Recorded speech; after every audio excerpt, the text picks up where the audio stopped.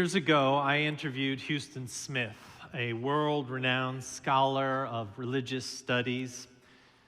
And he told me that every morning he woke up, and when he saw the sun, he yelled, "Aho!" a native prayer taught to him by a Winnebago medicine man, Reuben Snake, because the sunlight brings the vegetation and the beauty of all life.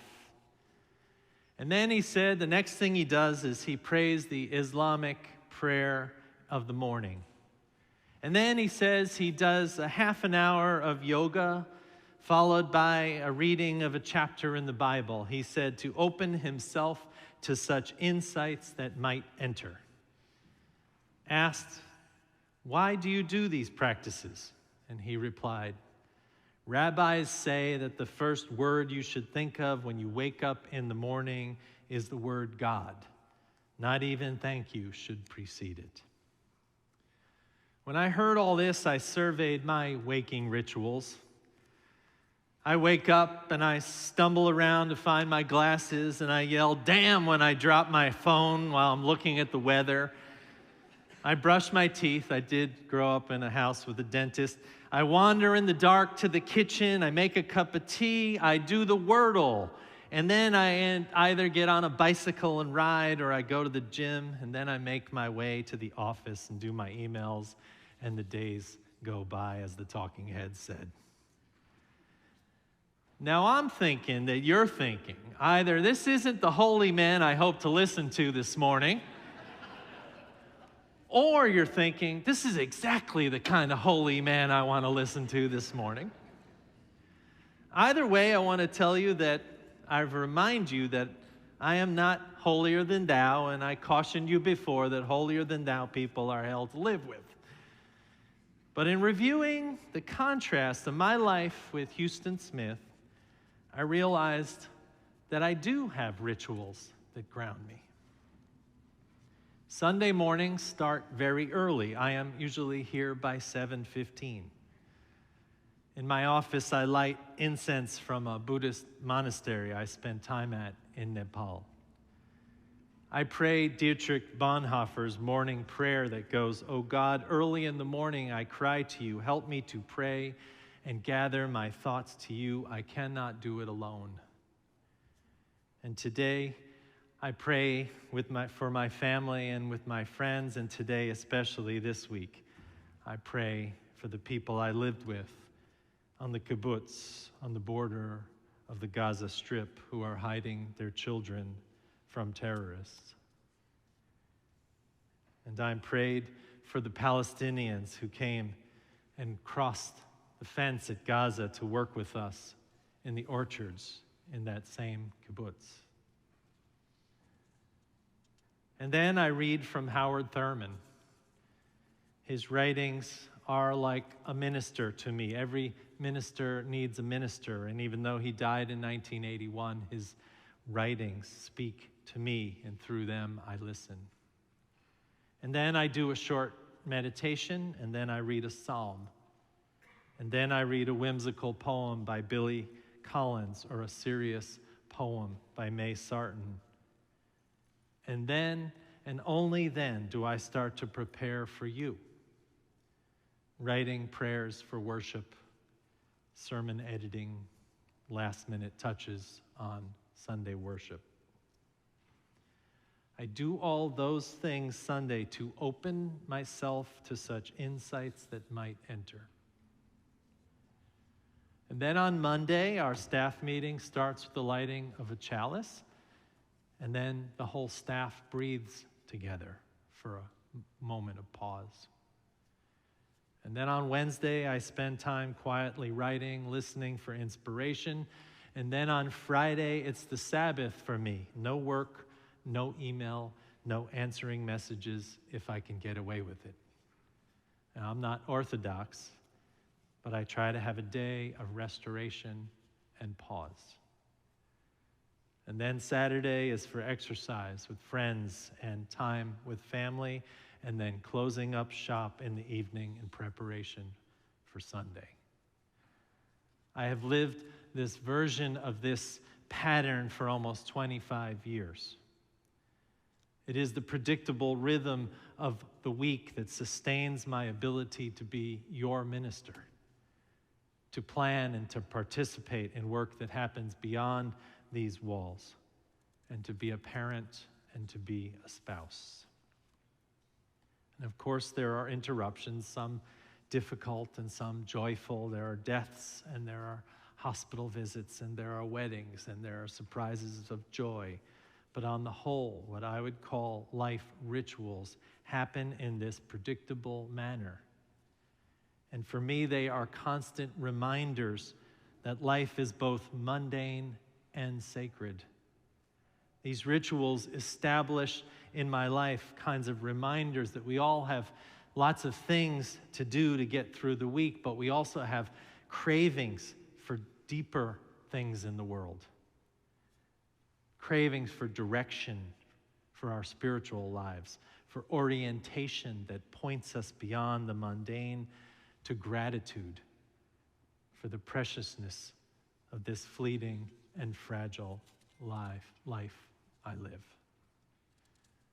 What helps us lift the lens in life is rituals of sorts. Whether they're established practices or casual repetitions, they mark the moments of life's meanings and changes and help us make sense of the world. They ask us where we fit, how we see our part in the whole, and point us in directions of what is important to sustain and help us prioritize what we crave. Ritual is poetry in action, the Rabbi Chaim Stern once said. Ritual is poetry in action. He meant that ritual does for behavior what poetry does for words. Religious deeds grace ordinary activities the way poetic language elevates commonplace communication.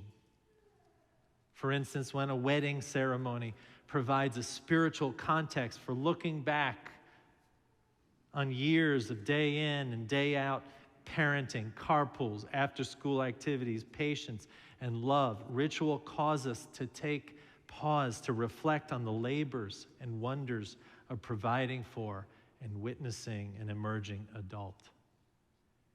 Ritual is poetry in action, and it is also true here in worship, because this is a spiritual pause at the close of a work week, an opportunity to take stock and to renew.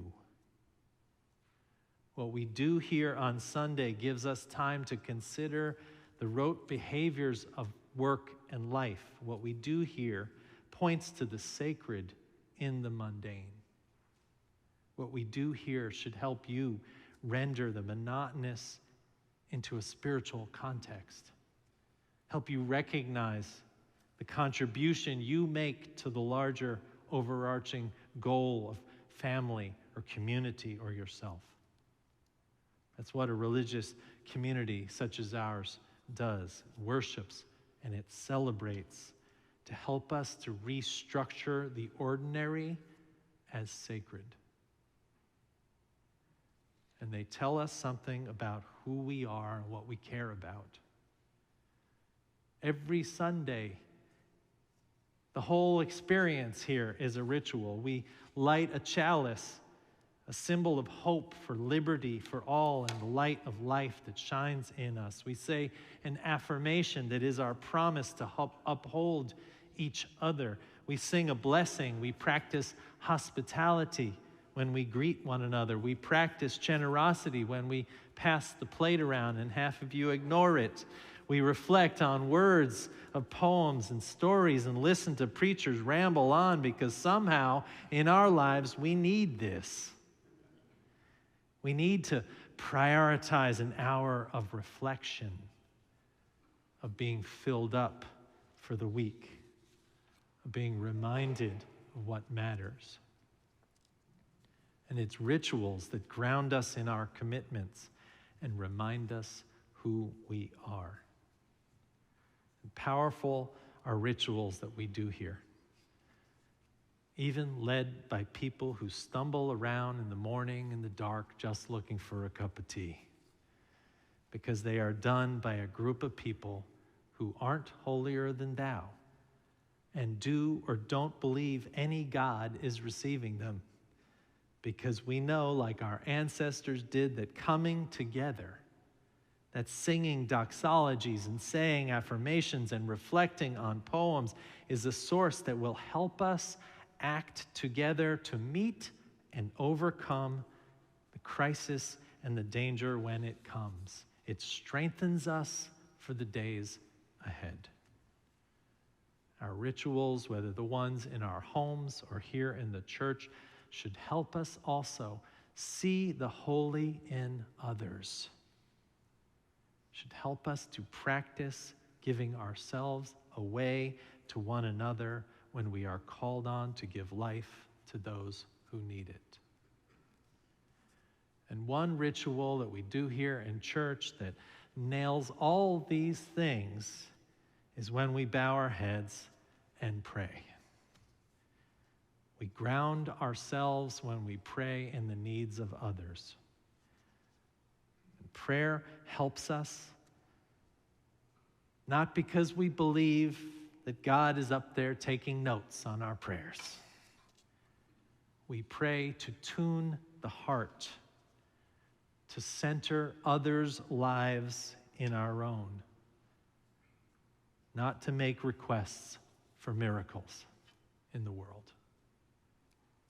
When we pray, we practice at its core humility, the ability to pay attention to others, to feel the needs and desires of others in our lives. That's what we're doing. So we have a ritual that we do every couple years to practice this humility, to hold another's prayer, to see what we can do with it, and to make our lives more hopeful and more grounded. So I'm inviting you now. There's a prayer card or blank card in your order of service, or online there is a form. I'm inviting you to write a prayer that you need someone else to carry, because the prayers you write on those cards will be redistributed and will invite you to take one home with you, someone else's to carry for the week. I'm inviting you to write a personal prayer request, not peace in the Middle East, as important as that is, but my sister is ill and she needs your prayers, or my friend is struggling and he needs your prayers. When you're done, I invite you to pass them to the edges of the pews, and the ushers will take them, and then we will redistribute them to you to take home, to ponder for the week.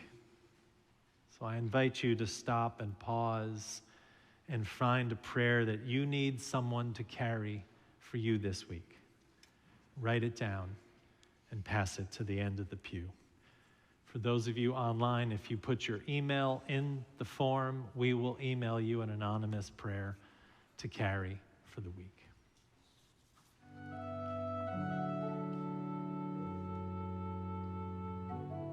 I don't know if you have to greet the morning sun with aho or just stumble around to the coffee pot, but I do know that if you spend a little time each day quietly contemplating someone else's prayer this week, that it might help you see the kindness in all things, that we are truly blessed because we were born and we will die soon within a true circle of motion. And maybe your life will be a little more grounded. You might find that such a ritual will get you through the week. The power in this practice is not only naming a prayer that you hope someone else carries, but carrying someone else's prayer this week. So if you'll pass those prayers to the ends of the pews, the ushers will collect them as we sing the closing hymn.